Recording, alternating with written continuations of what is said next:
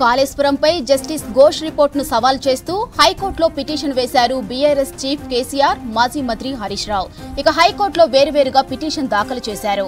Justice Ghosh రిపోర్టును నిలిపివేస్తూ ఆదేశాలు ఇవ్వాలని ధర్మాసనానికి request చేశారు. రాజకీయ కక్ష సాధింపు కోసమే కాంగ్రెస్ సర్కార్ కమిషన్ వేసిందని విమర్శించారు. ఇక ప్రభుత్వానికి ఏది కావాలో కమిషన్ రిపోర్టు అదే రకంగా ఉందని ఆరోపించారు. ఇదే విషయంపై మరింత సమాచారం శ్రీనివాస్ అందిస్తారు. చెప్పండి శ్రీనివాస్, ఘోష్ కమిషన్ రిపోర్ట్ ను కేసీఆర్ హైకోర్టులో సవాల్ చేసినట్లు తెలుస్తుంది. దీనిపై అప్డేట్స్ ఏంటి?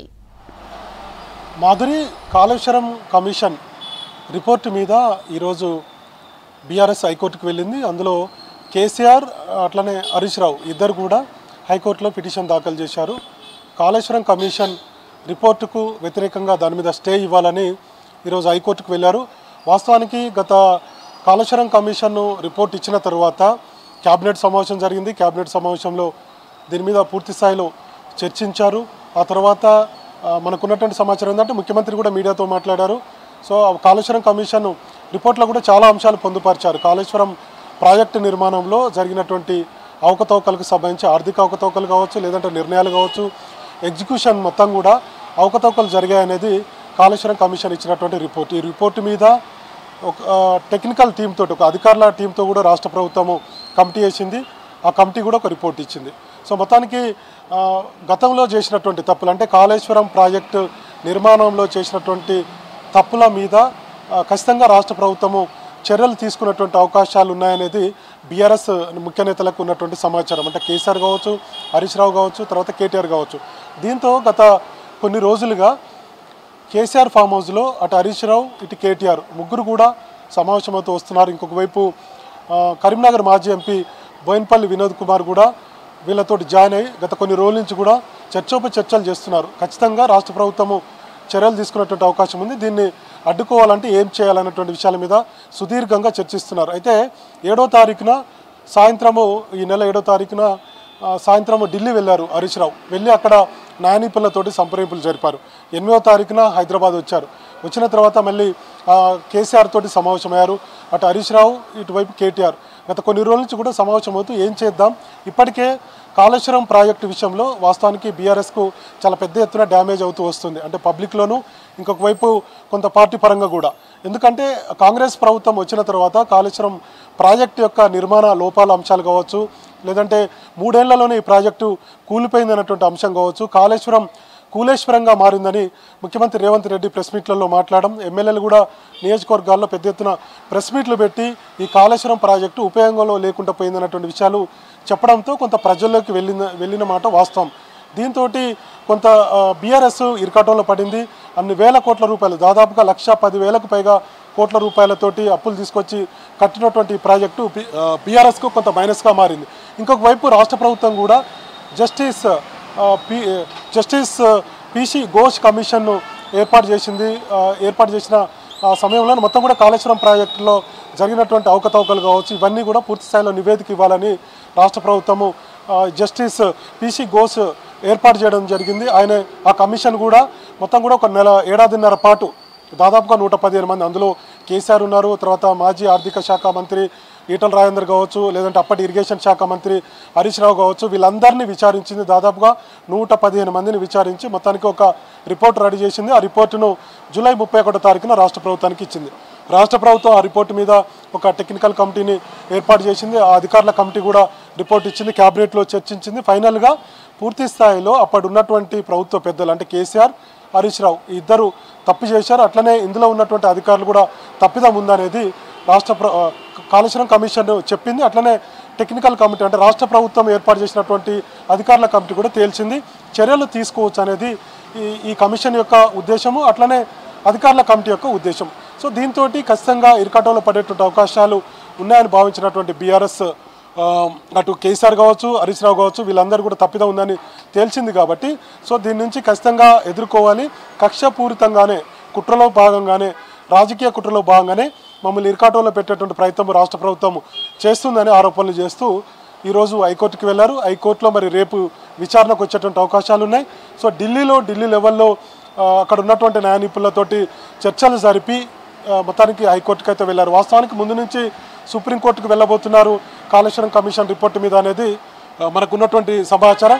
చాలా పెద్ద ఎత్తున న్యాయ నిపుణులతో చర్చించారు. బీఆర్ఎస్ లీగల్ టీం కూడా ఢిల్లీ వెళ్ళింది. ఇక్కడ ఉన్నటువంటి న్యాయ నిపుణులతో కూడా కేసీఆర్ చర్చించారు. అటు హరీష్ రావుతో పాటు తర్వాత కేటీఆర్తో పాటు చర్చించి ఫైనల్గా ఢిల్లీలో ఉన్నటువంటి మొత్తం లీగల్ టీం తోటి తర్వాత న్యాయ నిపుణులతో చర్చించి ఫైనల్గా రాష్ట్ర ప్రభుత్వము కావాలని కక్షపూరితంగా ఈ నివేదికను కాళేశ్వరం కమిషన్ నివేదికతోటి మా మీద చర్యలు తీసుకునేందుకు ఒక ప్లాన్ చేస్తుందని స్టే ఇవ్వాలని చెప్పి హైకోర్టుకు వెళ్ళారు. ముఖ్యమంత్రి రేవంత్ రెడ్డి కూడా 4 రోజుల క్రితం ఈ విషయాన్ని ప్రెస్ మీట్లో చెప్పారు. అంటే కేబినెట్ సమావేశం జరిగిన తర్వాత ఆ ప్రెస్ మీట్లో కూడా చెప్పారు. అప్పుడు ఏం చెప్పారంటే 2-3 అంశాలు ప్రస్తావించారు. అందులో ఏంటంటే అసెంబ్లీలో దీన్ని కాళేశ్వరం కమిషన్ రిపోర్టును పెట్టబోతున్నాం, ఈ టేబుల్ చేయబోతున్నాం, మొత్తంగా అందరికీ అక్కడ ఉన్నటువంటి అంటే ఎమ్మెల్యేలకు ఇవ్వబోతున్నాం, దాని తర్వాత చర్చించి ఒక నిర్ణయం తీసుకోబోతున్నాం అని చెప్పారు. సో కాబట్టి ఖచ్చితంగా న్యాయస్థానాలను ఆశ్రయిస్తేనే దీని మీద స్టే వచ్చేటువంటి అవకాశం ఉంది. గతంలో జరిగినటువంటి ఆర్థిక అవకతవకలు ఏదైతే ఉన్నాయో తర్వాత నిపుణుల తర్వాత మేడిగడ్డపై డిజైన్ కావచ్చు, ప్లానింగ్ కావచ్చు, ఎగ్జిక్యూషన్ కావచ్చు, ఆపరేషన్ కావచ్చు, ఈ నిర్వహణకు సంబంధించినటువంటి ఏదైతే ఫెయిల్ అయిందని చెప్తున్నారో దానికి వ్యతిరేకంగా దాని మీద స్టే ఇవ్వాలని చెప్పి హైకోర్టును ఆశ్రయించారు. మరి హైకోర్టు రేపు విచారణకు వస్తే మనకు దీని మీద ఎట్లాంటి నిర్ణయం తీసుకుంటారు అనేది చూడాల్సినటువంటి అవసరం ఉంది. గత కొన్ని రోజుల నుంచి కూడా ఈ కాళేశ్వరం కమిషన్ రిపోర్టు మీద పెద్ద ఎత్తున బీఆర్ఎస్ రాష్ట్ర ప్రభుత్వం మీద విమర్శలు చేస్తుంది. తర్వాత రేవంత్ రెడ్డిని టార్గెట్ చేస్తూ విమర్శలు చేస్తున్నారు. ఇంకొక వైపు అధికార కాంగ్రెస్ పార్టీ కూడా కాళేశ్వరం కమిషన్ నివేదిక మీద వాళ్ళు కూడా మాట్లాడుతూ బీఆర్ఎస్ మీద విమర్శలు చేస్తున్నారు. మొత్తానికి దాదాపుగా 1,10,000 కోట్ల రూపాయల ఈ కాళేశ్వరం ప్రాజెక్టు నిర్మాణంలో మొత్తం ప్రజా ధనం దుర్వినియోగం అయిందనేది కాంగ్రెస్ పార్టీ ఆరోపిస్తున్నటువంటి మాట. ఎందుకంటే రిపోర్ట్ వచ్చిన తర్వాత ఈ విషయాల మీద పెద్ద ఎత్తున అటు ఎమ్మెల్యేలు మాట్లాడుతున్నారు, ముఖ్యమంత్రి కూడా మాట్లాడారు, ఇరిగేషన్ శాఖ మంత్రి కూడా దీని మీద ప్రస్తావించారు, ఒక పవర్ పాయింట్ ప్రజెంటేషన్ కూడా ఇచ్చారు. సేమ్ టైంలో బీఆర్ఎస్ కూడా ఒక పవర్ పాయింట్ ప్రజెంటేషన్ ఇచ్చి రిపోర్ట్ ఇచ్చిన తర్వాత ఈ రిపోర్టు అనుకూలంగా ఒక 60 పాయింట్లు బయటకు వచ్చింది, లీక్ ఇచ్చింది, రాష్ట్ర ప్రభుత్వం మమ్మల్ని బదనం చేసేటువంటి ప్రయత్నం చేస్తుందని హరీష్ రావు కూడా తెలంగాణ భవన్లో పవర్ పాయింట్ ప్రజెంటేషన్ ఇచ్చారు. దీని మీద అన్ని జిల్లాల్లో కూడా జిల్లా పార్టీ కార్యాలయాల్లో కూడా బీఆర్ఎస్ నాయకులు కార్యకర్తలందరూ కూడా ఈ పవర్ పాయింట్ ప్రజెంటేషన్ చూసే విధంగా ఏర్పాట్లు కూడా చేసుకున్నారు. సో రెండు వైపులా అటు రాష్ట్ర ప్రభుత్వం బీఆర్ఎస్ మీద విమర్శల ఆరోపణలు చేసింది ఈ కాళేశ్వరం కమిషన్ రిపోర్టు తర్వాత, ఇంకొక వైపు బీఆర్ఎస్ కూడా సేమ్ టైంలో ప్రభుత్వం మీద ఆరోపణలు చేస్తూ వస్తుంది. ఇంకొక వైపు ఈ కాళేశ్వరం కమిషన్ రిపోర్టును అసెంబ్లీలో పెట్టిన తర్వాత ప్రజలకు కూడా అందించాలి, దీన్ని తెలుగులో ట్రాన్స్లేట్ కూడా చేయాలని ప్రభుత్వం నిర్ణయం తీసుకుంది. గతంలో జరిగినటువంటి తప్పులు ఇవన్నీ కూడా కాళేశ్వరం కమిషన్ ఇచ్చినటువంటి రిపోర్టు, అధికారుల కమిటీ ఇచ్చినటువంటి రిపోర్టు ఇవన్నీ కూడా ప్రజలకు తెలవాలి. ఎందుకంటే ఇంత పెద్ద ఎత్తున దాదాపుగా 87,000 కోట్ల రూపాయలు 1,10,248 కోట్ల రూపాయలు ఈ కాళేశ్వరం ప్రాజెక్టుకు ఖర్చు అయితే వాస్తవానికి అంతకుముందు ఉన్నటువంటి ఎస్టిమేషన్ ఏంటంటే దాదాపుగా 35,000 కోట్ల పైచిలుకుతోటి కాళేశ్వరం ప్రాజెక్టు నిర్మించాలనుకున్నారు. కానీ కొంత డిజైన్లు మార్చడం, తర్వాత తమిడేటి దగ్గర నిర్మాణం చేపట్టాల్సినటువంటి బ్యారేజ్ని మేడిగడ్డ దగ్గర నిర్మాణం చేపట్టడం, తర్వాత మేడిగడ్డలో బ్యారేజ్లో 2 పిల్లర్స్ కుంగిపోవడం, తర్వాత పూర్తి స్థాయిలో అది ప్రజలకు ఉపయోగపడలేదన్నటువంటి ఏదైతే ఆరోపణలు విమర్శలు ఇవన్నీ ఉన్నాయి కదా, దీని మీద కాళేశ్వరం కమిషన్ ఏర్పాటు చేయడం, తర్వాత రిపోర్టు రావడం, రిపోర్టు కూడా రాష్ట్ర ప్రభుత్వానికి కాళేశ్వరం కమిషన్ రిపోర్ట్ ఇవ్వడం, తర్వాత దీని మీద కేబినెట్ సమావేశంలో చర్చించి ఒక నిర్ణయం తీసుకోవడం. సో మొత్తానికి ప్రజలు అందరూ కూడా పెద్ద ఎత్తున ప్రజలు కూడా చర్చ జరుగుతుంది కాబట్టి దీని మీద కొంత బీఆర్ఎస్కు వాస్తవానికి నెగిటివ్ అయింది, కొంత ప్రజల్లో కూడా చర్చ జరుగుతుంది. కాళేశ్వరం ప్రాజెక్టు కట్టి వేస్ట్ అయింది అన్నటువంటి చర్చ వాస్తవానికి అధికార పార్టీగా కాంగ్రెస్ ప్రభుత్వం ప్రజల్లోకి తీసుకువెళ్ళింది అనేది కూడా రాజకీయ విశ్లేషకుల్లో ఉన్నటువంటి చర్చ. కాబట్టి దీన్ని డ్యామేజ్ నుంచి బయటపడాలంటే ఆప్షన్ బీఆర్ఎస్కు న్యాయస్థానాలు ఆశ్రయించినాయి. కాబట్టి అందులో భాగంగానే గత కొన్ని రోజుల నుంచి కేటీఆర్, హరీష్ రావు, తర్వాత బోయినపల్లి వినోద్ కుమార్, తర్వాత మిగతా బీఆర్ఎస్ నేతలందరూ కూడా చర్చించి ఒక నిర్ణయం తీసుకొని హైకోర్టులో వేశారు. హైకోర్టు కనుక ఏమన్నా తీర్పు నెగిటివ్గా ఇస్తే, అంటే మొత్తం కాళేశ్వరం కమిషన్ రిపోర్ట్ ఇచ్చింది కదా, దాని మీద ఏమైనా వ్యతిరేకంగా తీర్పు వస్తే కనుక మళ్ళీ సుప్రీంకోర్టును ఆశ్రయించేందుకు కూడా బీఆర్ఎస్ సిద్ధమైంది. మొత్తానికి లీగల్ ఒపీనియన్ తీసుకుంది, న్యాయ నిపుణులతోటి చర్చించి ఫైనల్గా అటు హైకోర్టు కనుక ఇందాక మనం చెప్పినట్టుగా ఇక్కడ వ్యతిరేకంగా ఏమైనా తీర్పు వస్తే సుప్రీంకోర్టును ఆశ్రయించేందుకు కూడా బీఆర్ఎస్ సిద్ధమైంది. అందులో భాగంగా నిన్న హరీష్ రావు ఢిల్లీ వెళ్ళారు, ఇప్పటికీ హరీష్ రావు ఢిల్లీలో ఉన్నారు. న్యాయ నిపుణులతో చర్చించి ఆయన ఈరోజు సాయంత్రం హైదరాబాద్ వచ్చేటువంటి అవకాశం ఉంది. మొత్తానికి ఈలోపే హైకోర్టులో పిటిషన్ అయితే దాఖలు చేశారు. రేపు విచారణకు వస్తే ఎట్లా ఉంటుంది దీని మీద ఏం చెప్తుంది హైకోర్టు అనేది చూడాలి. మరి స్టే అడిగారు, స్టే ఇస్తుందా లేదంటే ఇంకేమైనా నిర్ణయం ఉంటుందా అనేది చూడాలి. ఒకవైపు రాష్ట్ర ప్రభుత్వం కూడా అసెంబ్లీ సమావేశం ఏర్పాటు చేసి అసెంబ్లీ సమావేశంలో ఈ కాళేశ్వరం కమిషన్ ఇచ్చినటువంటి రిపోర్టును టేబుల్ చేయాలనుకుంటుంది. దీని మీద పెద్ద ఎత్తున ప్రజల్లోకి తీసుకువెళ్ళాలనుకుంటుంది. గతంలో జరిగినటువంటి ఆర్థిక సమంజసమైనటువంటి ఇందాక మనం చెప్పినట్టుగా 1,10,000 పైచిలకు కోట్లతో నిర్మించినటువంటి ప్రాజెక్టు దేనికి ఉపయోగపడలేదన్నటువంటి అంశాలను ప్రజలకు చెప్పే విధంగా అటు రాష్ట్ర ప్రభుత్వం కూడా ప్లాన్ చేస్తుంది. ఇంకొకవైపు హైకోర్టు కూడా ఎట్లాంటి తీర్పు రాబోతుందనేది మనం చూడాల్సినటువంటి అవసరం ఉంది. మాధు, మరో 2 రోజులు రాష్ట్రానికి రెయిన్ అలర్ట్ జారీ చేసింది ఐఎండీ. భారీ నుంచి అతి భారీ వర్షాలు కురుస్తాయని తెలిపింది. పలు జిల్లాలకు ఆరెంజ్, యెల్లో అలర్ట్ ఇచ్చారు అధికారులు. ఇక ఇవాళ ఆదిలాబాద్, కొమ్రంభీం, ఆసిఫాబాద్, మంచిర్యాల జిల్లాలో అతి భారీ వర్షాలు కురిసే అవకాశం ఉందన్నారు. నిర్మల్, నిజామాబాద్, కామారెడ్డి, మెదక్, జయశంకర్, భూపాలపల్లి జిల్లాలో మోస్తరు నుంచి భారీ వర్షాలు కురిసే అవకాశం ఉందన్నారు వాతావరణ శాఖ అధికారులు.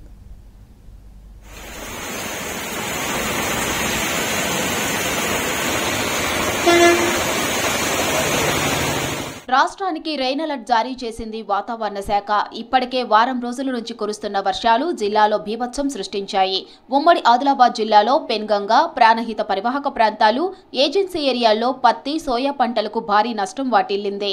వర్షాలకు జిల్లా కేంద్రంలోని తిరుపల్లి శ్మశాన వాటిక సమీపంలో పిడుగు పడింది. సీసీ కెమెరాల్లో పిడుగుపాటుకు సంబంధించిన విజువల్స్ రికార్డయ్యాయి. పిడుగుపాటు భూకంపాన్ని తలపించిందని స్థానికులు భయాందోళనకు గురయ్యారు.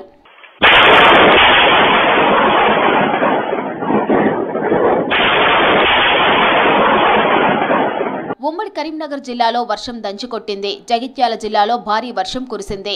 ఉదయం నుంచి ఎడతెరిపి లేకుండా వాన పడింది. కుండపోత వానలకు పట్టణంలో లోతట్టు ప్రాంతాల్లోకి వరద చేరింది. రోడ్లు జలమయమయ్యాయి. జగిత్యాల రూరల్, అర్బన్ ఎంఆర్ఓ కార్యాలయాల ఆవరణలో వరద చేరడంతో జనం ఇబ్బందులు పడ్డారు.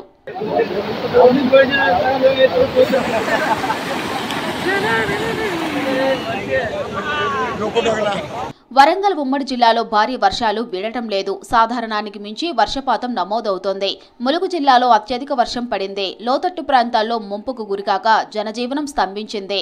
వర్షం వరద కొద్దిగా తగ్గడంతో నీళ్లు, బురదను ముంచెత్తిన ఇళ్లను శుభ్రం చేసుకునే పనిలో నిమగ్నమయ్యారు. వాగులో చిక్కుకుపోయిన నలుగురిని ఎన్డీఆర్ఎఫ్ బృందాలు రక్షించాయి. ఇక గోదావరికి వరద ప్రవాహం పెరుగుతోంది. మునిగిన పొలాలతో రైతులకు పంట నష్టం వాటిల్లింది.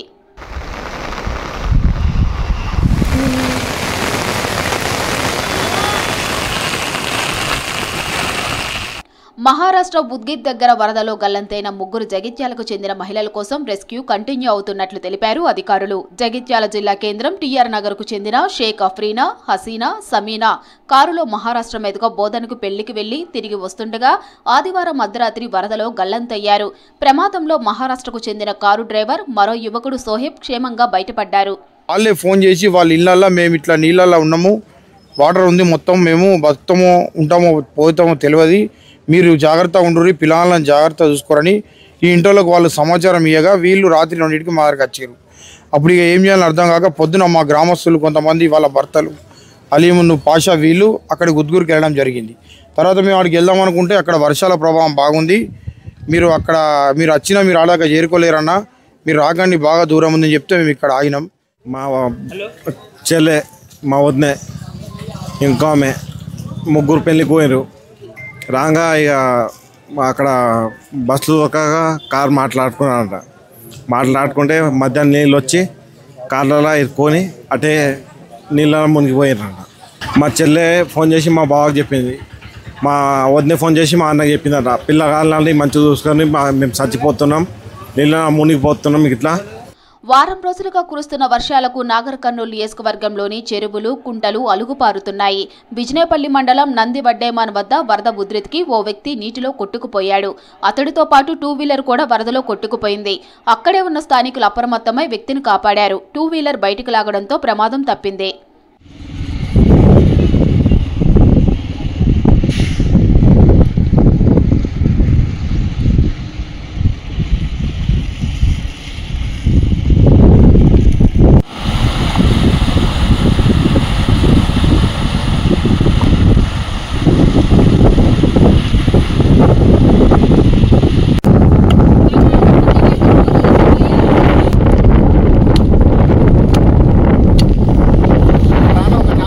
మెదక్ జిల్లాలో కురుస్తున్న భారీ వర్షాలు, ఎగువ నుంచి వస్తున్న వరదతో మంజీరా నది ఉధృతంగా ప్రవహిస్తోంది. సింగూరు నుంచి నీటిని విడుదల చేయడంతో భారీగా వరద వస్తుంది.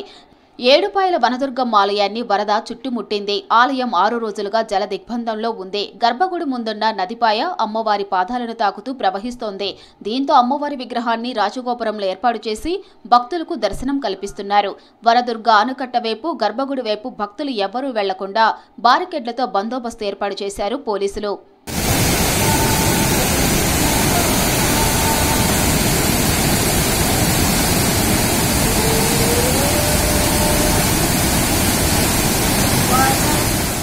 నిజామాబాద్, కామారెడ్డి జిల్లాలో 3 రోజులుగా భారీ వర్షాలు కురుస్తున్నాయి. చాలా చోట్ల పంటలు నీట మునిగాయి.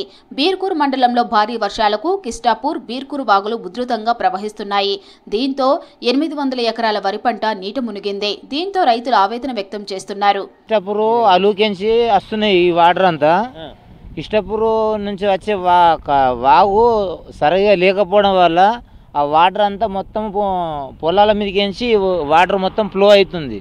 అందువల్ల పంటలన్నీ ఖరాబ్ అవుతున్నాయి. ఆ కాలువని వాగైతే ఎప్పుడైతే వెడల్పు తీస్తారో ఇన్ని నీళ్ళు పొలాల దగ్గరికి రాకుండా ఉంటుంది, పొలాలు ఖరాబ్ కాకుండా ఉంటాయి. అంకోసం చెరువు పడతాయి, బాజానేం పడతాయి, మన ఎలన కుంటాయి పడతాయి నీళ్ళు, మర్రా పెచ్చేరి పడతాయి.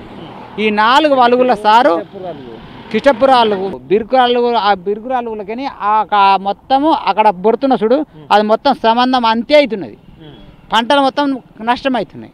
పంట మునిగిపోయినాయి, అన్ని గండ్లు పోతున్నాయి, అన్ని చూపిస్తాయి. వారం రోజులుగా కురుస్తున్న వర్షాలు ఇప్పటికే బీభత్సం సృష్టించాయి. మరో 2 రోజులు వర్షాలు కంటిన్యూ అయ్యే ఛాన్స్ ఉండటంతో అధికారులు ప్రజలను అప్రమత్తంగా ఉండాలన్నారు.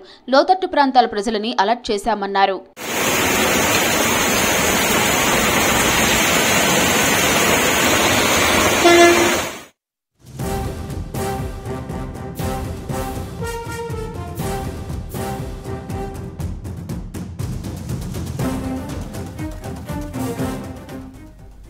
నిర్మల్ జిల్లా ఖానాపూర్ శివారులో గోదావరి నది ఉగ్రరూపంతో పరివాహక ప్రాంతం నీట మునిగింది. గోదావరి నది ఉధృతి వల్ల శ్మశాన వాటికలో వరద జలాలు పొంగి పొర్లుతున్నాయి. ఇక శ్మశాన వాటికలో శివుడి విగ్రహాన్ని తాకుతూ గోదావరి వరద జలాలు ప్రవహిస్తున్నాయి. భారీ ప్రవాహానికి శ్మశానం ధ్వంసమైంది. మరోవైపు పరివాహక ప్రాంతంలో పంట పొలాలు నీటి మునిగాయి. ఎస్ఆర్ఎస్పీ గేట్లు ఓపెన్ చేయడంతో వరద ఉధృతి పెరుగుతోంది. గోదావరి పరివాహక ప్రాంతంలో ప్రజలను అప్రమత్తం చేశారు అధికారులు.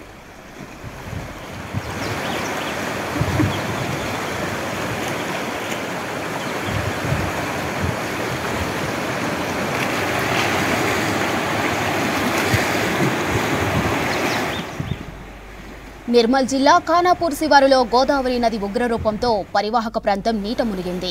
గోదావరి నది ఉధృతి వల్ల శ్మశాన వాటికలో వరద జలాలు పొంగి పొర్లుతున్నాయి. శ్మశాన వాటికలో శివుడి విగ్రహాన్ని తాకుతూ గోదావరి వరద జలాలు ప్రవహిస్తున్నాయి. భారీ ప్రవాహానికి శ్మశానం ధ్వంసమైంది. మరోవైపు పరివాహక ప్రాంతంలో పంట పొలాలు నీట మునిగాయి. ఎస్ఆర్ఎస్పీ గేట్లు ఓపెన్ చేయడంతో వరద ఉధృతి పెరుగుతోంది. గోదావరి పరివాహక ప్రాంతంలో ప్రజలను అప్రమత్తం చేశారు అధికారులు.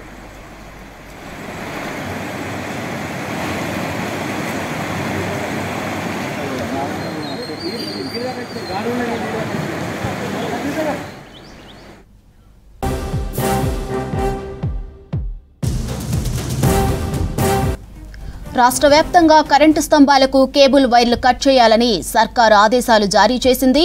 రామంతపూర్ ఘటన తరువాత ప్రభుత్వం సీరియస్ గా వ్యవహరిస్తోంది. దీంతో పలు జిల్లాల్లో కరెంటు స్తంభాలకు కేబుల్ వైర్లు కట్ చేస్తున్నారు. దీంతో కేబుల్ సర్వీసులు, ఇంటర్నెట్ సర్వీసులకు అంతరాయం ఏర్పడింది. ఇక ఇప్పటికే హైదరాబాద్ లో కేబుల్ వైర్లు కట్ చేస్తున్నారు అధికారులు.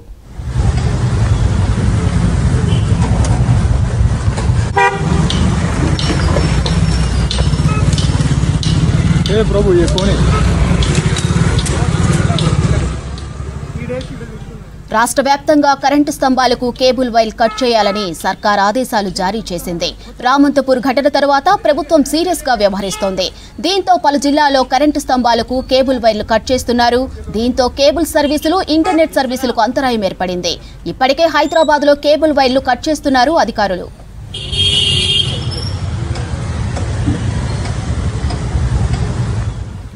ఇదే విషయంపై మరింత సమాచారం రామ్ ప్రసాద్ అందిస్తారు. చెప్పండి రామ్ ప్రసాద్, సిటీలో యుద్ధ ప్రాతిపదికన కరెంటు స్తంభాలకు కేబుల్ వైర్లు తొలగిస్తున్నట్లు తెలుస్తుంది. అప్డేట్స్ ఏంటి?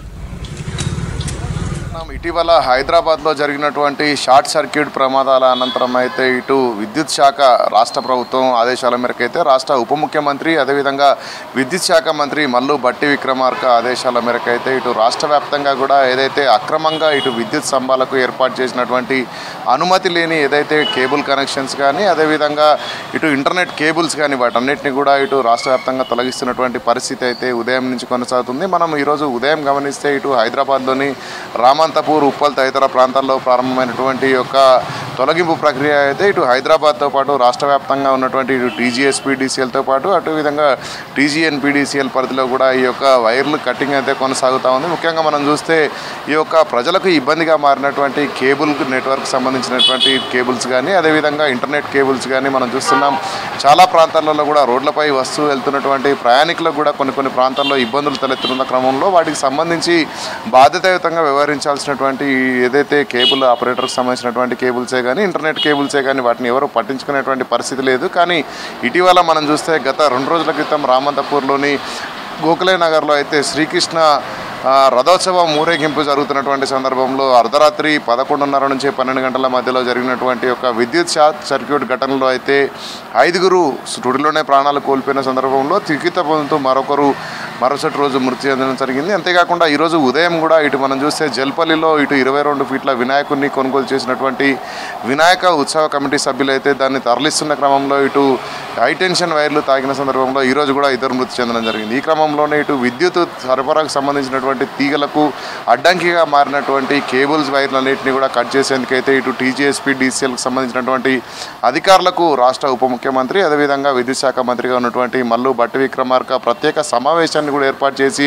ప్రజలకు ఇబ్బంది కలిగించేటువంటి వైర్లను తొలగించాలంటూ ఆదేశించడం జరిగింది. అంతేకాకుండా ఇప్పటికే చూస్తున్నాం ఇటు విద్యుత్ వైర్లకు అంతరాయం కలిగించే సరఫరాకు అంతరాయం కలిగించడంతో పాటు ముఖ్యంగా విద్యుత్ వైర్ల కారణంగా ప్రజలకు ఇబ్బంది జరుగుతున్నటువంటి వైర్లను తొలగించాలని గతంలోనే రాష్ట్ర ప్రభుత్వం నిర్ణయం తీసుకుంది. గత సంవత్సరం విద్యుత్ వైర్లకు ఏదైతే అనుబంధంగా ఉన్నటువంటి అనుమతి లేని కేబుల్లను గతంలోనే అధికారులు తొలగించడం జరిగింది. ఈ క్రమంలోనే ఇటు రాష్ట్ర వ్యాప్తంగా కూడా ఇటు ఎంఎస్ఓలు కానీ అదేవిధంగా ఇటు ఇంటర్నెట్ కేబుల్ ఆపరేటర్స్ అందరూ కూడా ఇటు విద్యుత్ శాఖ అధికారులను రిక్వెస్ట్ చేయడం జరిగింది. అంతేకాకుండా చూస్తున్నాం దీనికి సంబంధించి అయితే అనుమతులు ఎంతవరకు ఉన్నాయనేటువంటి విషయంపై అయితే స్పష్టత లేకుండా ఉంది. ఈ క్రమంలోనే గతంలోనే తీసుకున్నటువంటి నిర్ణయం నేపథ్యంలో అయితే 1 సంవత్సరం పాటు గడువు కావాలని కోరడం జరిగింది. ఇదే క్రమంలో ఇటు వరుస ఘటనలు ఏవైతే ఉన్నాయో ప్రజలకు ఇబ్బంది కలిగించే విధంగా ఉండడంతో అయితే ఈరోజు విద్యుత్ శాఖ అధికారులకైతే ఆదేశాలు జారీ చేసిన క్రమంలో ఇటు రాష్ట్ర వ్యాప్తంగా కూడా ఇటు విద్యుత్ స్తంభాలపై ఏదైతే అక్రమంగా ఏర్పాటు చేసినటువంటి కేబుల్ వైర్లను కానీ అదేవిధంగా ఇంటర్నెట్ కేబుల్స్ని అయితే తొలగిస్తున్నారు. ఈ క్రమంలోనే మనం గమనిస్తే రాష్ట్ర వ్యాప్తంగా కూడా చాలా ప్రాంతాలలో ఇప్పటికి చూడవచ్చు మనం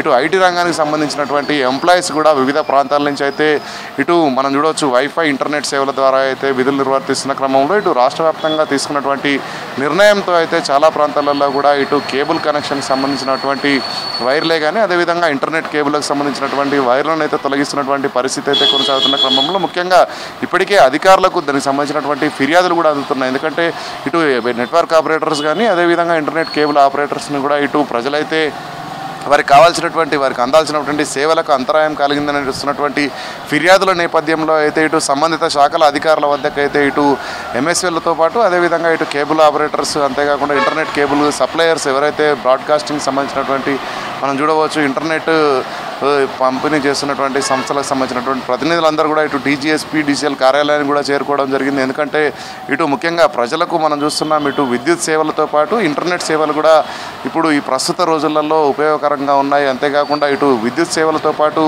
కీలకంగా ఇటు ఇంటర్నెట్ సేవలు ఉండడంతో అయితే వారికి ఒక్కసారిగా ఇలాంటి తీసుకున్నటువంటి నిర్ణయంతో కొంత ఇబ్బంది కలుగుతుంది, కొంత గడువు కావాలి. అంతేకాకుండా వాటిని తొలగించేటువంటి ప్రక్రియను నిలిపివేయాలంటూ కూడా ఇటు మన టీజీఎన్పీడీసీఎల్ ప్రధాన కార్యాలయం వద్ద కొంత ఇటు ఎంఎస్ఓలతో పాటు నెట్వర్క్ ఆపరేటర్లు కూడా వచ్చి ఇటు అధికారులను డిమాండ్ చేసినటువంటి పరిస్థితి కొనసాగుతుంది. ఈ క్రమంలోనే రాష్ట్ర ప్రభుత్వం మాత్రం ప్రజల శ్రేయస్సును దృష్టిలో ఉంచుకొని, ఎందుకంటే రానున్న రోజుల్లో మనం ఇప్పటికే చూస్తున్నాం రాష్ట్ర వ్యాప్తంగా కూడా మరికొద్ది రోజుల్లోనే వినాయక చవితి పండుగ ఉంది. ఈ పండుగ కారణంగా అయితే ఇటు హైదరాబాద్లో వివిధ ప్రాంతాలకైతే ఇటు వినాయక విగ్రహాలు తరలింపు ప్రక్రియ అనేది చురుగ్గా కొనసాగుతూ ఉంది. ఈ క్రమంలోనే ఇటు తరలిస్తున్న క్రమంలో ఇటు ఇంటర్నెట్ కేబుల్స్ అదేవిధంగా ఇటు ఎంఎస్ఓలకు సంబంధించినటువంటి నెట్వర్క్ కేబుల్స్ సంబంధించి ప్రజలకు ఇబ్బందులు తలెత్తుతానని దృష్టిలో ఉంచుకొని అయితే వెంటనే యుద్ధ ప్రాతిపదిక చర్యలు చేపట్టే విధంగా అయితే ఆదేశాలు జారీ చేయడం జరిగింది. మనం చూస్తున్నాం ఇప్పటికే రాష్ట్రంలో ముఖ్యంగా హైదరాబాద్లో అయితే వినాయక చవితి పండుగకు సంబంధించి ఈరోజు ప్రత్యేక సమావేశాన్ని కూడా ఏర్పాటు చేయడం జరిగింది. రాష్ట్రానికి సంబంధించినటువంటి పండుగను అయితే చాలా ఘనంగా జరుపుకునే అయితే రాష్ట్ర వ్యాప్తంగా కూడా పండుగ జరుపుకునే క్రమంలో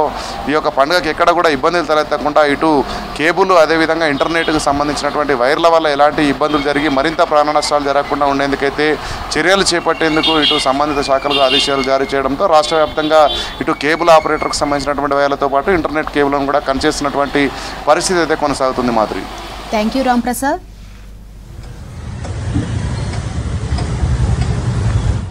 రాష్ట్రంలో కృష్ణా గోదావరి నదులకు భారీగా వరద వస్తోంది. ప్రాజెక్టులు నిండుకుండల్లా మారాయి. ఇక ప్రధాన ప్రాజెక్టులోకి లక్షల క్యూసెక్కుల వరద కంటిన్యూ అవుతుంది.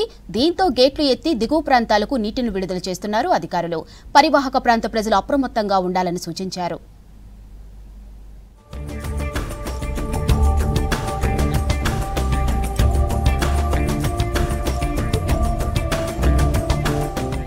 రాష్ట్రంలో వారం రోజులుగా కురుస్తున్న భారీ వర్షాలకు ప్రాజెక్టులకు జలకల సంతరించుకుంది.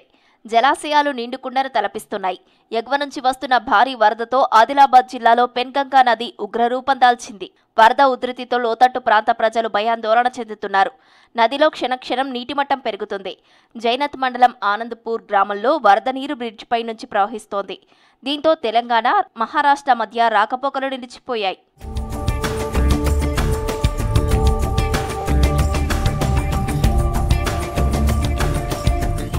నిర్మల్ జిల్లా బాసర దగ్గర ఉన్న గోదావరి నదిలో వరద ఉధృతి పెరిగింది. జిల్లా కలెక్టర్ అభిలాష అభినవ్ ఆదేశాలతో గోదావరి నది దగ్గర పరిస్థితిని సమీక్షించారు తహసీల్దార్ పవన్ చంద్ర. వరద పెరుగుతుండటంతో నదిలో భక్తులు స్నానాలు చేసేందుకు పర్మిషన్ రద్దు చేసినట్లు తెలిపారు. స్నాన ఘట్టాలపై బారికేడ్లు ఏర్పాటు చేశారు. గోదావరి నది దగ్గర ఎలాంటి అవాంఛనీయ సంఘటనలు జరగకుండా పోలీసులు ప్రత్యేక నిఘా పెట్టారు.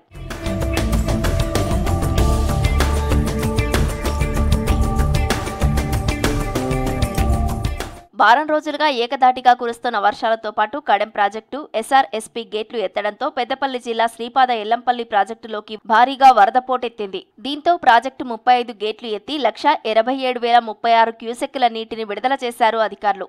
ఎల్లంపల్లి నుంచి NTPC, RFCL, Hyderabad metro water స్కీమ్తో పాటు నందిమేడారం పంప్ హౌస్ల ద్వారా మిడ్మానేరుకు నీటిని తరలిస్తున్నట్లు తెలిపారు అధికారులు. ప్రాజెక్టుకు వచ్చిన వరదను పరిస్థితులకు అనుగుణంగా వినియోగించుకుంటూ సాగునీరుతో పాటు తాగునీరు అందిస్తామన్నారు. కడెం ప్రాజెక్టు నుంచి కూడా 2,40,000 క్యూసెక్ రిలీజ్ చేయడం జరిగింది. అలాగే ఇప్పుడు అప్స్ట్రీమ్లో ఉన్నటువంటి ఎస్ఆర్ఎస్పీ ప్రాజెక్టులో మనకు అక్కడ 3 లక్షల దగ్గర 3 లక్షల ఇన్ఫ్లోస్ వస్తున్నాయి. ఇంకా అది రాత్రికి పెరిగే అవకాశం ఉంది. 3,50,000 వరకు పోయే అవకాశం ఉంది. ఆ ఫ్లోస్ అన్నీ కూడా మళ్ళీ ఇక్కడికి మనకు ఎల్లంపల్లికే వస్తాయి కనుక ఇప్పుడు ప్రజెంట్గా మనకు ఎల్లంపల్లిలో 2.5 లక్షల ఇన్ఫ్లోస్ వస్తున్నాయి. 3 లక్షల ఇన్ఫ్లోస్ అవుట్ఫ్లోస్ మేము బయటకు వదిలిపెడుతున్నాము. ఫ్లడ్కు సంబంధించినటువంటి అన్ని అరేంజ్మెంట్లు అంతా సక్రమంగా దాన్ని చర్యలు తీసుకోవడం జరుగుతుంది. జయశంకర్ భూపాలపల్లి జిల్లాలో వర్షాలు దంచుకొడుతున్నాయి. కాళేశ్వరం త్రివేణి సంగమం దగ్గర గోదావరి, ప్రాణహిత నదులు ఉధృతంగా ప్రవహిస్తున్నాయి. గోదావరి పుష్కర్ ఘాట్ల దగ్గర ఉభయ నదులు 10 మీటర్ల ఎత్తులో ప్రవహిస్తున్నాయి. మేడిగడ్డ లక్ష్మీ బ్యారేజీకి వరద ప్రవాహం చేరింది. బ్యారేజీ 85 గేట్లు ఎత్తి 5,79,860 క్యూసెక్కుల నీటిని దిగువకు విడుదల చేశారు అధికారులు.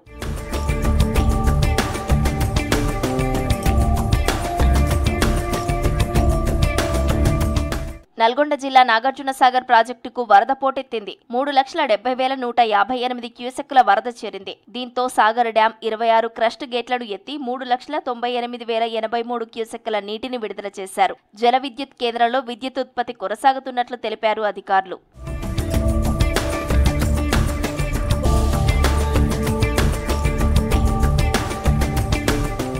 సంగారెడ్డి జిల్లా సింగూరు ప్రాజెక్టుకు వరద పోటెత్తింది. 39,009 క్యూసెక్ల నీరు వచ్చి చేరుతోంది. 43,466 క్యూసెక్ల నీటిని విడుదల చేశారు.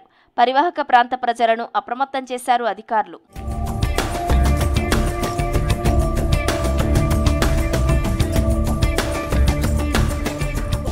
భారీ వర్షాలకు గోదావరి ప్రాజెక్టులకు భారీ వరద నీరు చేరింది. నిజామాబాద్ జిల్లా శ్రీరామ్ సాగర్ కు వరద పోటెత్తింది. వరద ఉధృతి కొనసాగుతుండటంతో క్రమక్రమంగా నీటిమట్టం పెరగడంతో 38 గేట్లు ఎత్తి 1,55,996 క్యూసెక్కుల నీరు విడుదల చేశారు అధికారులు. గోదావరి పరిసర ప్రాంతాల్లోని ప్రజలు అప్రమత్తంగా ఉండాలని హెచ్చరిక జారీ చేశారు అధికారులు.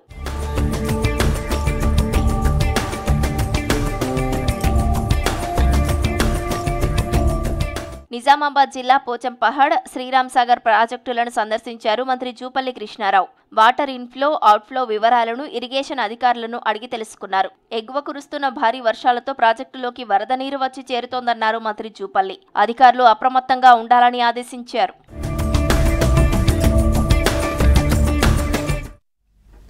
మహబూబ్ నగర్ జిల్లా జూరాల ప్రాజెక్టుకు రికార్డు స్థాయిలో వరద చేరింది. 2 లక్షల క్యూసెక్కుల ఇన్ఫ్లోతో జూరాల నిండుకుండలా మారింది. 30 గేట్లు ఎత్తి స్పిల్వే ద్వారా నీటిని విడుదల చేస్తున్నారు అధికారులు.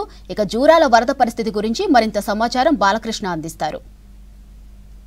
ఎగువ నుంచి వస్తున్న భారీ వరద ప్రవాహంతో జూరాల ప్రాజెక్టు నిండుకుండలా మారింది. ప్రస్తుతం జూరాల ప్రాజెక్టు దగ్గర జల దృశ్యం చూస్తున్నాం. 2 లక్షలకు పైగా క్యూసెక్కుల ఇన్ఫ్లో వస్తుంది. యాజ్ యూజువల్గా అదే 2 లక్షలకు పైగా క్యూసెక్కుల అవుట్ఫ్లోని డిశ్చార్జ్ చేస్తున్నారు. ఈ సీజన్లోనే అత్యధికంగా 2 లక్షల క్యూసెక్కుల వరద ప్రవాహం జూరాలను తాగడం తొలిసారి. 30 గేట్ల ద్వారా కృష్ణమ్మ పరుగులు పెడుతున్నటువంటి దృశ్యాలని చూస్తున్నాం. సమాంతరంగా గేట్లు ఆల్మోస్ట్గా కలిసిపోయాయని చెప్పవచ్చు. గేట్ల హైట్ ఎంతైతే ఉంటుందో ఆ లెవెల్ వరకు పాలపంగులాగా కృష్ణమ్మ పరుగులు పెడుతున్నటువంటి దృశ్యాలు కనువిందు చేస్తున్నాయి. జూరాలకు 2 వైపులా కూడా జూరాల బ్యాక్ సైడు బ్యాక్ వాటర్గా ఉన్నటువంటి ఏరియా యాజ్ యూజువల్గా డిశ్చార్జ్ అయిన తర్వాత ప్రవాహం పరుగులు పెడుతున్నటువంటి దృశ్యాలు సేమ్ ఈక్వల్గా కనిపిస్తుంటాయి. సేమ్ అదే హైట్లో కనిపిస్తుంటాయి. జూరాలలో ఉన్నటువంటి డిపెండ్ అయినటువంటి కుడి ఎడమ కాలువలతో పాటు కోయిల్ సాగర్, భీమా, నెట్టెంపాడు, కలవకుర్తి ప్రాజెక్టులకు కూడా లిఫ్టుల ద్వారా నీటిని పంపింగ్ చేస్తున్నారు. హైడల్ పవర్ జనరేషన్ కూడా నిరంతరాయంగా కొనసాగుతూ వస్తుంది. జూరాలలో ఉన్నటువంటి 2 hydel power generation units Jurala, upper Jurala and lower Jurala 2 చోట్ల కూడా నిరంతరాయంగా పవర్ జనరేషన్ కొనసాగుతూ వస్తుంది. ఎర్లీగా ఈ సీజన్లో మే నెలలోనే ఫ్లడ్స్ మొదలయ్యాయి. కొంత గ్యాప్ తర్వాత జూన్ మాసంలో కొంత డెఫిసిట్ రెయిన్ఫాల్తో పాటు ఎగువన కూడా కొంత వరద తగ్గుముఖం పట్టడంతో మళ్ళీ గ్యాప్ తర్వాత జూలై మాసంలో వరద మొదలైంది. కృష్ణానది ప్రస్థానం మహబూబ్నగర్ జిల్లాలో తంగిడి దగ్గర మొదలైతే శ్రీశైలం బ్యాక్ వాటర్ దాకా సుమారుగా 300 కిలోమీటర్ల ప్రయాణం కనిపిస్తుంటుంది. తీరం వెంబడి ఎన్నో అద్భుత దృశ్యాలు, ఐలాండ్స్ కనువిందు చేస్తూ ఉంటాయి.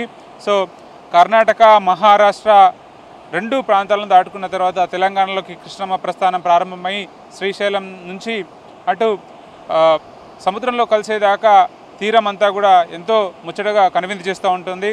సో ఆ ప్రస్థానాన్ని కనుక పరిశీలిస్తే మనకు ఆల్మట్టి దగ్గర ప్రస్తుతం ఉన్నటువంటి సిచ్యువేషన్ 118 టీఎంసీల లైవ్ కెపాసిటీ ఉంది. యాక్చువల్గా అది 129 టీఎంసీల కెపాసిటీ. అన్ని ప్రాజెక్టులు కూడా కృష్ణా బేసిన్లో ఉన్నటువంటి ప్రతి ప్రాజెక్టు కూడా ఓవర్ఫ్లో అవుతూ ఉంది.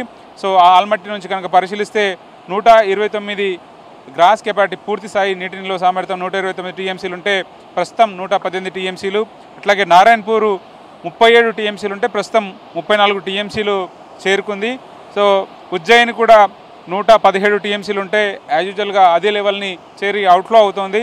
జూరాల ప్రాజెక్టు ప్రస్తుతం మనం ఉన్నటువంటి ప్రాంతం 9.56 టీఎంసీ. సో 8 టీఎంసీలు లైవ్గా ఉంది.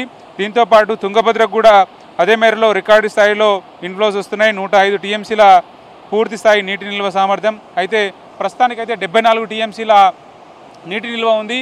వీటితో పాటు అన్ని ప్రాజెక్టులు కూడా సందడిగా మారుతున్నాయి. శ్రీశైలం నెక్స్ట్ తుంగభద్ర దాటిన తర్వాత శ్రీశైలం ప్రాజెక్టు 885 అడుగులు 215 టీఎంసీల నీటి నిల్వ సామర్థ్యం ఉంటే ప్రస్తుతం 197 టీఎంసీల నీళ్లు లైవ్గా ఉంది అని చెప్పవచ్చు. వీటితో పాటు నాగార్జున సాగర్ ప్రాజెక్టు కూడా 312 టీఎంసీల కెపాసిటీ ఉంటే ప్రస్తుతం 298 అంటే దాదాపుగా 300 టీఎంసీలు ఆల్మోస్ట్ ఫుల్ అయిపోయింది. పులిచింతల ప్రాజెక్టు కూడా 175 టీఎంసీల పూర్తి స్థాయి నీటి నిల్వ సామర్థ్యం ఉంటే ప్రస్తుతానికైతే 165 టీఎంసీలు ఉంది. సో కృష్ణా పరివాహక ప్రాంతంలో ఉన్న కృష్ణా డెల్టా చివరి ప్రాజెక్టు. దీని తర్వాత హంసల దీవిలోకి సముద్రంలో కలిసిపోతుంది కృష్ణానది. అక్కడ 57 టీఎంసీల పూర్తి స్థాయి నీటి నిల్వ సామర్థ్యం ఉంటే 55 టీఎంసీలు ఉంది. సో ఓవరాల్గా అన్ని ప్రాజెక్టులో కూడా ఒక సందడి వాతావరణం అయితే మనకు స్పష్టంగా కనిపిస్తుంది. కృష్ణానది ప్రస్థానం మొదలైనప్పటి నుంచి మనకు మహారాష్ట్రలో మహాబలేశ్వరం దగ్గర కృష్ణానది ప్రస్థానం ప్రారంభమైతే మహారాష్ట్ర, కర్ణాటక, తెలంగాణ, ఆంధ్రప్రదేశ్ రాష్ట్రాల మీదుగా హంసల దీవి దగ్గర కృష్ణానది సముద్రంలో అంతర్లీనమయ్యేదాకా కృష్ణానది ప్రస్థానం అంతా కూడా ఎంతో చూడముచ్చటగా ఎంతో కనువిందు చేస్తున్నటువంటి వాతావరణం మనకు స్పష్టంగా కనిపిస్తుంది. ఎక్కడ చూసినా కూడా ఒక సమాంతరమైనటువంటి నది ప్రవహిస్తుంది అని చెప్పవచ్చు. సో ఈ సీజన్లో అత్యధిక రికార్డు స్థాయిలో వరద ప్రవాహం కొనసాగుతున్న సందర్భంలో ఇదే వరద కూడా ఎగువన కురుస్తున్నటువంటి భారీ వర్షాల కారణంగా వరదల కారణంగా ఇదే వరద మరికొన్ని రోజుల పాటు కంటిన్యూ అయ్యే అవకాశం ఉందని చెప్పి ఇరిగేషన్ అధికారులు చెప్తా ఉన్నారు. సో ఏదేమైనప్పటికీ కూడా ఒక జలదృశ్యం అయితే మనకు జూరాల దగ్గర సాక్షాత్కారం అవుతుందని చెప్పి చెప్పవచ్చు. ఇది జూరాల నుంచి అప్డేట్. కెమెరా పర్సన్ శ్రీనివాస్తో కలిసి బాలకృష్ణ, V6 న్యూస్, మహబూబ్నగర్. వర్షాలకు పంట నష్టపోయిన రైతులను ఆదుకుంటామన్నారు కామారెడ్డి జిల్లా జుక్కల్ ఎమ్మెల్యే లక్ష్మీకాంతారావు. నిజాంసాగర్ ప్రాజెక్టుకు భారీగా వరద రావడంతో వెంటనే స్పందించి గేట్లు ఎత్తామని చెప్పారు. ఇక జుక్కల నియోజకవర్గంలో పర్యటించి వరదలకు దెబ్బతిన్న పంటలను పరిశీలించారు ఎమ్మెల్యే లక్ష్మీకాంతారావు. ప్రభుత్వం అండగా ఉంటుందని, రైతులు ఐధైర్యపడొద్దని చెప్పారు.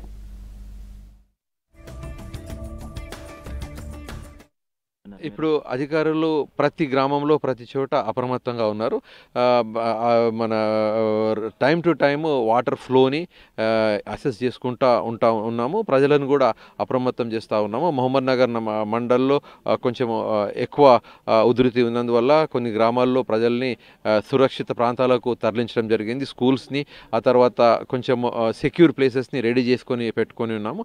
రెవెన్యూ డిపార్ట్మెంట్ కానీ, తర్వాత పంచాయతీరాజ్ డిపార్ట్మెంట్, పోలీస్ డిపార్ట్మెంట్ అందరూ కూడా అప్రమత్తంగా ఉన్నారు. 24/7 మేము రెడీగా ఉన్నాము. ఎవరైతే పంటను కోల్పోయినటువంటి రైతులు కానీ, ఆ తర్వాత ఎక్కడెక్కడైతే డ్యామేజ్ జరిగిన వాళ్ళు కానీ మీరు ఏమాత్రం చింతించొద్దు. గత ప్రభుత్వం లాగా కాదు, నేను తక్షణమే మీకు అన్ని రకాల సహాయ చర్యలు చేపడతా. అదేవిధంగా ప్రతి ఒక్కరికి, ఎవరెవరికి అర్హులైనటువంటి ప్రతి ఒక్కరికి కాంపెన్సేషన్ ఇప్పించే బాధ్యత నాది. మీరు సురక్షితంగా ఉన్నారు, సురక్షితంగా ఉండండి. కేవలం నేను మీకు మనవి చేసేది ఏంటంటే కాల్వల వైపు, ఆ తర్వాత ఏటి వైపు మీరు కావాలని వెళ్ళకండి. కొంచెం దూరంగా ఉండండి, జాగ్రత్తగా ఉండండి. అది ఒక్కటే మీరు చేయండి. మిగిలిన మీ యొక్క బాధ్యత నాది. మీకు ఎట్లాంటి ఇబ్బందులు లేకుండా చూసుకునే బాధ్యత నాది. నేను చూసుకుంటా. రాజన్న సిరిసిల్ల జిల్లా శ్రీ రాజరాజేశ్వరీదేవికి అగ్గిపెట్టెలో ఇమిడే పరిమళించే పట్టుచీరను సమర్పించారు చేనేత కళాకారుడు నల్ల విజయ్. స్వామివారి కళ్యాణ మండపంలో పట్టుచీరకు ప్రత్యేక పూజలు నిర్వహించారు. అనంతరం ఈవో రాధాబాయికి చీరను అందజేశారు. ప్రతి ఏటా అమ్మవారికి అగ్గిపెట్టెలో పట్టే చీరను నేసి సమర్పిస్తున్నట్లు తెలిపారు విజయ్. విజయ్తో పాటు కుటుంబ సభ్యులకు స్వామివారి తీర్థ ప్రసాదాలు అందజేశారు. మరోవైపు ఆలయంలో స్వామివారికి 1,00,000 బిల్వార్చన కార్యక్రమం నిర్వహించారు అర్చకులు. దాదాపు 6 గంటల పాటు ప్రత్యేక పూజలు చేశారు. బద్దిపోచమ్మకు మట్టి కుండలో బోనం వండి సమర్పించారు భక్తులు. భక్తుల రద్దీతో రాజన్న, బద్దిపోచమ్మ, భీమన్న ఆలయాలు కిటకిటలాడాయి.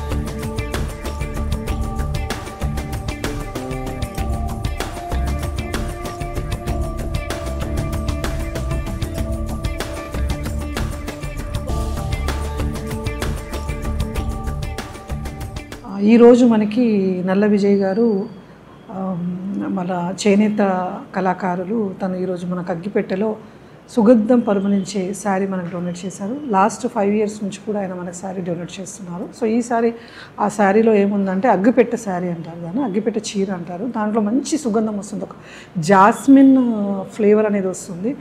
సో వాళ్ళు పాపము ఎంతో భక్తిగా వాళ్ళ ఫ్యామిలీ, టోటల్ ఫ్యామిలీ, నల్ల విజయ్ వాళ్ళ టోటల్ ఫ్యామిలీ లాస్ట్ 5 years నుంచి ఇస్తున్నారు మన టెంపుల్కి.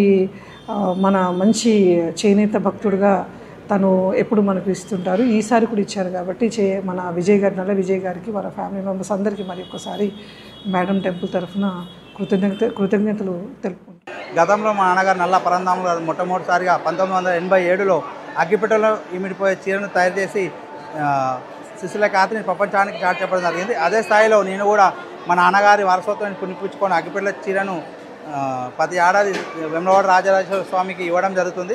అదే తరహాలో ఈనాడు అగ్గిపెట్టెలో పరిమళించే పట్టు చీరను తయారు చేసుకొని ఈనాడు అమ్మవారికి అందించడమే కాకుండా ఈనాడు ఆవిష్కరించడం కూడా జరిగింది. దీనికి స్వామివారి మరియు అమ్మవారి కరుణకటాక్షం మాపై ఎప్పుడు ఉండాలని కోరుకుంటూ ఇంకా మరెన్నో ప్రయోగాలు చేసుకుంటూ సిరిసిల్ల ఖ్యాతిని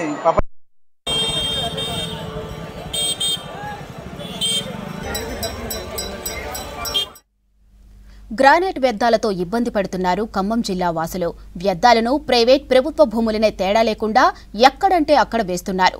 దీంతో కొన్ని భూములు వ్యవసాయానికి కూడా పనికిరాకుండా పోయాయంటున్నారు రైతులు. ఇక ప్రభుత్వ భూములు కూడా అభివృద్ధి నిర్మాణాలకు పనికిరాకుండా పోయాయి.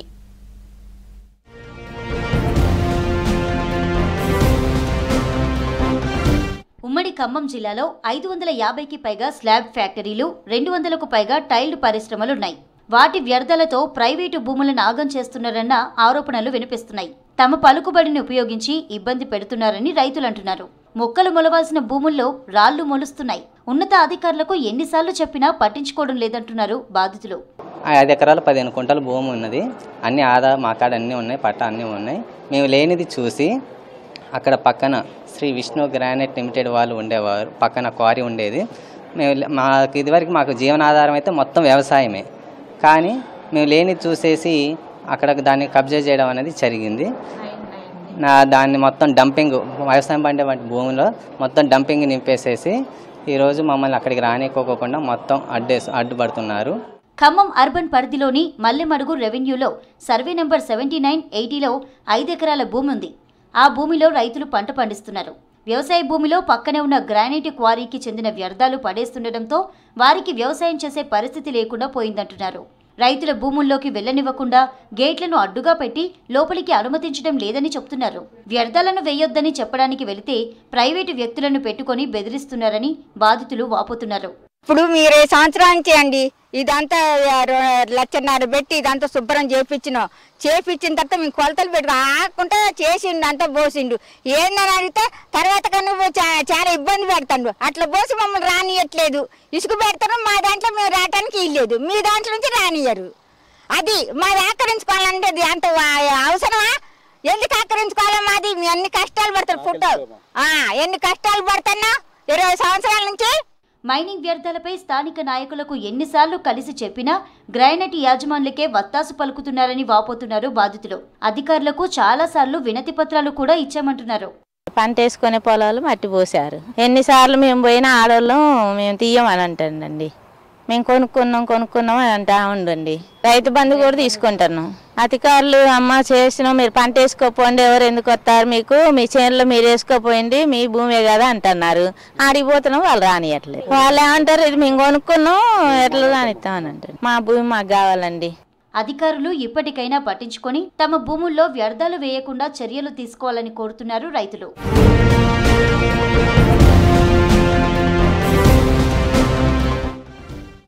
ఇవి బులెటిన్ అప్డేట్స్.